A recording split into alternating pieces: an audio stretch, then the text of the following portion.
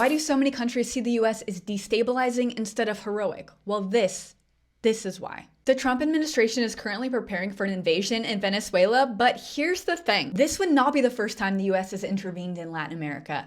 Not even close. In fact, let's talk about one of the most notable and honestly most absurd examples. A story that starts with bananas? I'm Caitlin. I have a degree in international studies with a focus in Latin America, so let's break this down. Because long before the US was patrolling the Caribbean blowing up drug boats, the United States was overthrowing a democratically elected government in Latin America over fruit.